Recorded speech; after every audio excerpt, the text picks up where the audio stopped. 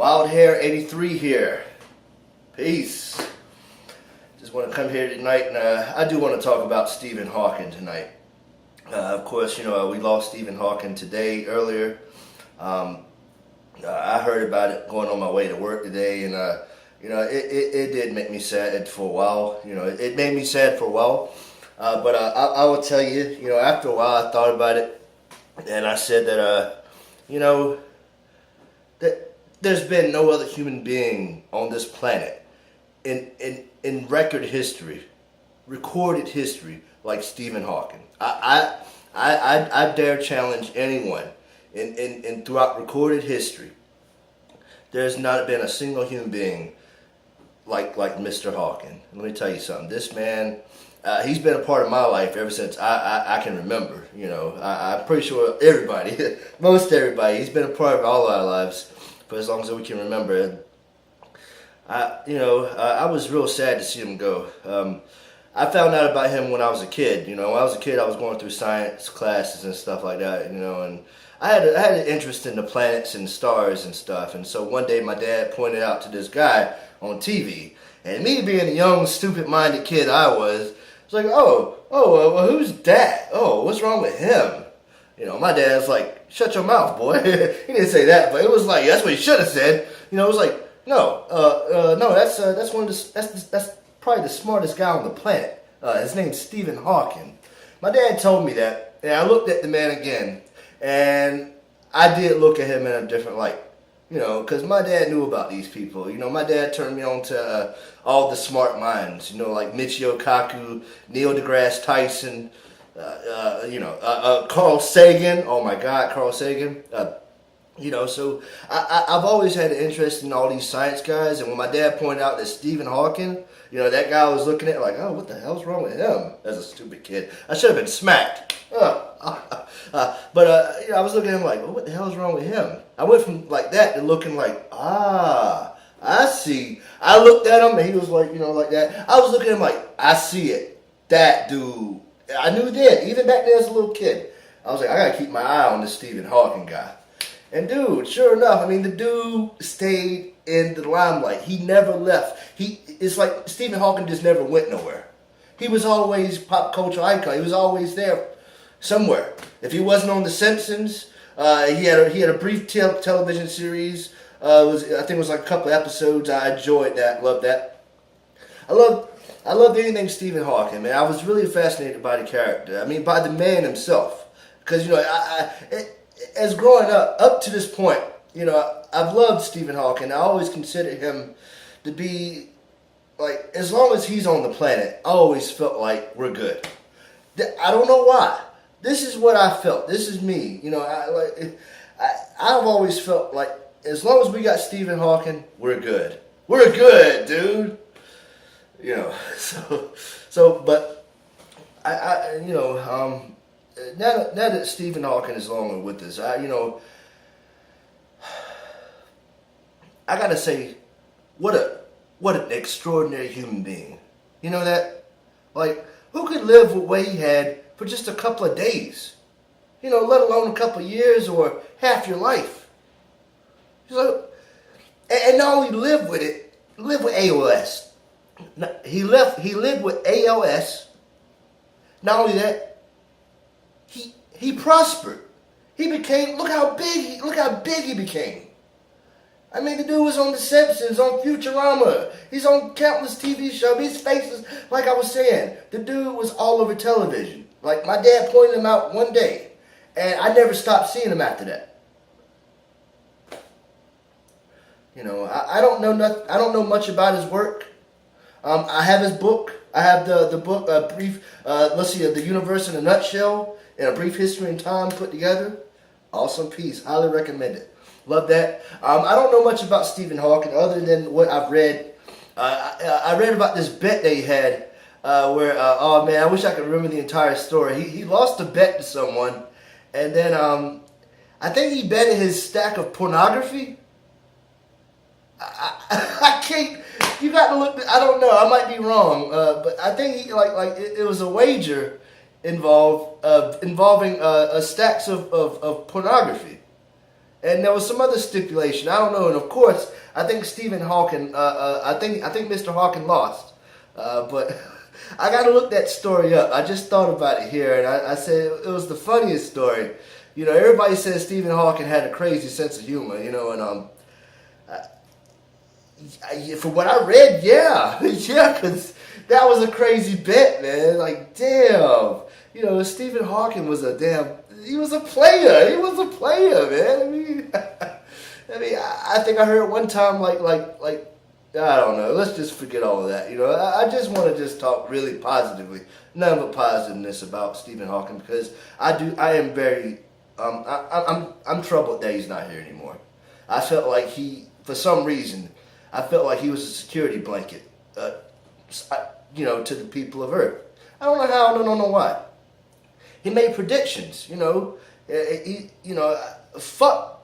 Excuse my language, but you know, fuck the prophet or that dude Nostradamus. You know, whatever. You know, he made predictions and stuff, and some of those may or may not have been true. But no, fuck those predictions. I want to see. No, I don't want to see, by the way. No, I don't want to see Stephen Hawking's predictions. But I have my eyes open because, I mean, come on, this guy said some powerful stuff. I mean, this is the number one thing he says within the next 100 years, the planet is going to be overpopulated. He says we're going to get to a point of overpopulation where, like we're just not going to be able to sustain ourselves. And this is going to be less than 100 years from now. Wow. Fuck. You know, I don't know, man.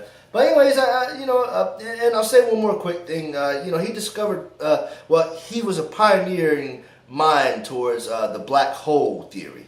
Of course, it's not a theory anymore. We know black holes are out there. There's a supermassive black hole in the middle of our galaxy. You know, and you know, so they're everywhere. You know, but when I was a kid, you know, after learning about Stephen Hawking, you know, my dad talked about Stephen Hawking, and you know, he talked about black holes.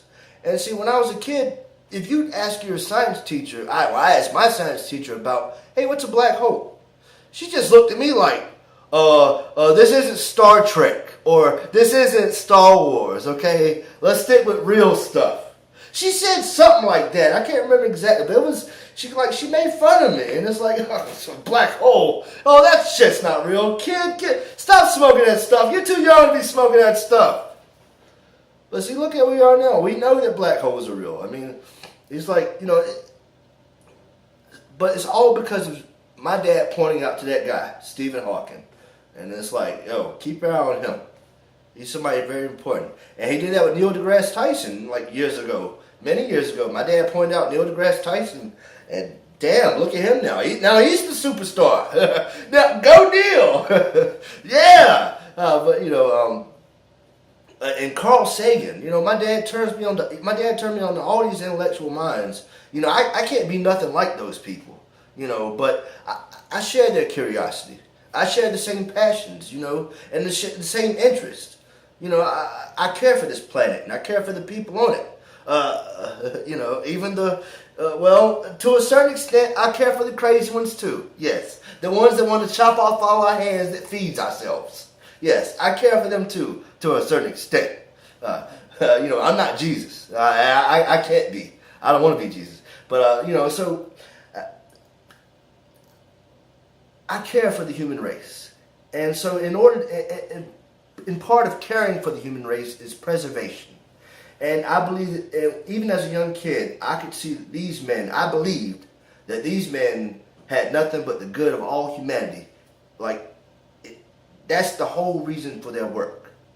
The whole reason why guys like Stephen Hawking and Neil deGrasse Tyson and Carl Sagan and all those people, the reason why they get into this is because they care about humanity as well. They want the answers. They want to know the answers. Because if they get the answers, they'll convey it.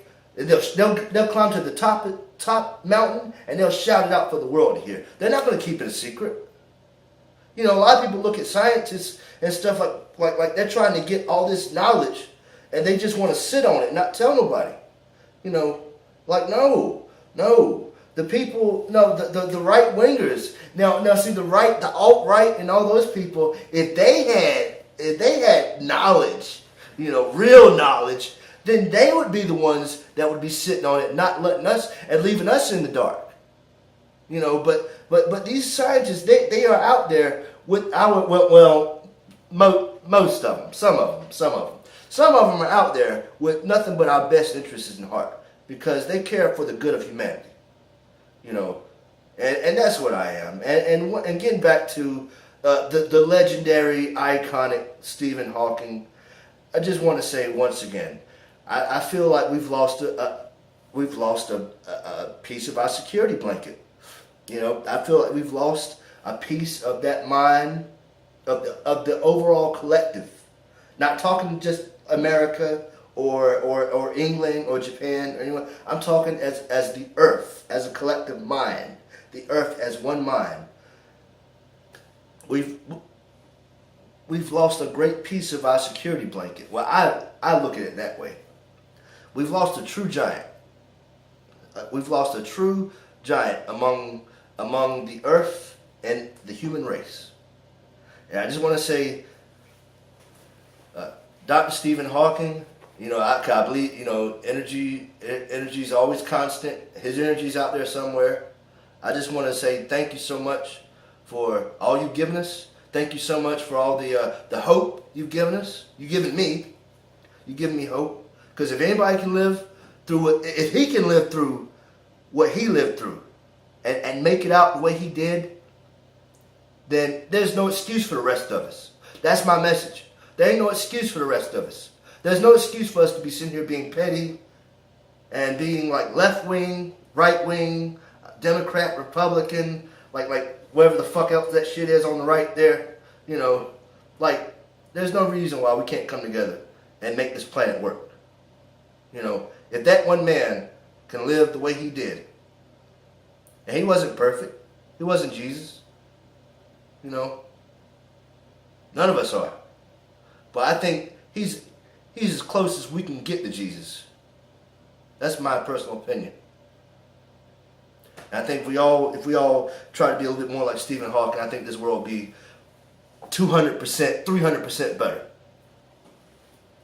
Stephen Hawking, I miss you. I love you. And I hope you're out there. Hope you're still out there riding around somewhere and riding over somebody's toes. Yes. Thank you all so much for joining me here. I'm glad to get this off my chest. I'll be coming back with some, my regular routine of things. Maybe tomorrow night, maybe night after. But thank you so much for being a part of this. Once again, Stephen Hawking, I love you, and I'll see you on the other side, brother. I'm gonna go watch me some Theory of Everything right now.